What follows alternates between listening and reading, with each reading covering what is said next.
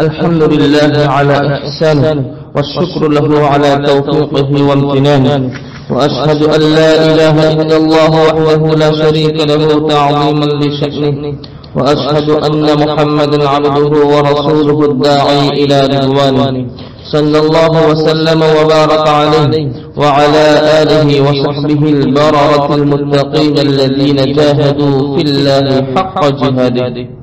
أما بعد، فاتقوا الله عباد الله، ولا تموتن إلا وأنتم مسلمون، واعتصموا بحبل الله جميعا ولا تفرقوا، واذكروا نعمة الله عليكم، وتمسكوا بكتاب ربكم وسنة نبيكم تسعدوا في أولاكم وأخراكم. معاشر المسلمين، وإن اليقين بعذاب القبر وثبوته ليدعو كل مؤمن إلى الحذر من الأسباب التي توجب له الهلاك والعذاب. فمن تلك الأسباب المشي بين الناس بالنميمة، وعدم الاستبراء من البول، ودليلهما ما رواه ابن عباس أن رسول الله صلى الله عليه وسلم مر على قبرين وهما يعذبان، فقال: أما أحدهما فكان لا يستتر من البول، وأما الآخر فكان يمشي بالنميمة. ومنها ارتكاب بعض المعاصي والمنكرات كالربا والزنا والكذب الذي يبلغ الآفاق والنوم عن الصلاة المكتوبة. فقد ورد عن النبي عليه الصلاة والسلام أنه رأى في منامه أقواما يعذبون، فسأل جبريل عنهم فقال: أما الرجل الأول الذي أتيت عليه يسلغ رأسه بالحجر، فإنه الرجل يأخذ القرآن فيركضه وينام عن الصلاة المكتوبة.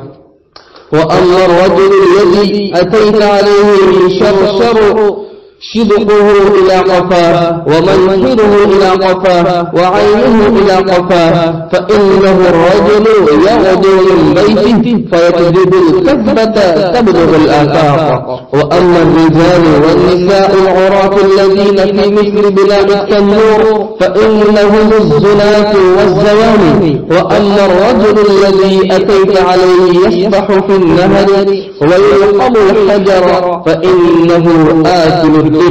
رواه البخاري رحمه الله تعالى. فينبغي الحذر من أسباب عذاب القبر، والتقرب إلى الله بالأعمال الصالحة، وإعمار ذلك البيت بالقربات، والاستعداد لما فيه من الأهوال العظيمة، فنحن راحلون إليه لا محالة. هذا وصلوا وسلموا على من أمركم الله بالصلاة عليه. فقال عز من قائل: إن الله وملائكته يصلون على النبي يا أيها الذين آمنوا صلوا عليه وسلموا تسليما. اللهم صل وسلم وبارك على سيدنا ومولانا محمد وعلى آله وصحبه أجمعين. وارض اللهم عن الخلفاء الراشدين خليفة رسول الله سيدنا أبي بكر الصديق، وعن أمير المؤمنين سيدنا أبي حفص عمر بن الخطاب، وعن جامع القرآن وذي النورين والبرهان أمير المؤمنين سيدنا عثمان بن عفان، وعن أسد الله الغالب أمير المؤمنين سيدنا علي بن أبي طالب، وعن التابعين وتابع التابعين لهم بإحسان إلى يوم الدين، وارض عنا معهم وفيهم برحمتك يا أرحم الراحمين.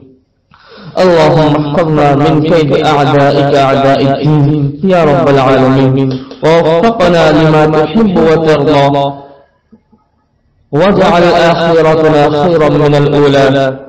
عباد الله رحمكم الله، إن الله يأمر بالعدل والإحسان وإيتاء ذي القربى وينهى عن الفحشاء والمنكر والبغي يعظكم لعلكم تذكرون. فاذكروا الله العلي الجليل يذكركم واشكروه على نعمه يزدكم ولذكر الله أكبر والله يعلم ما تصنعون.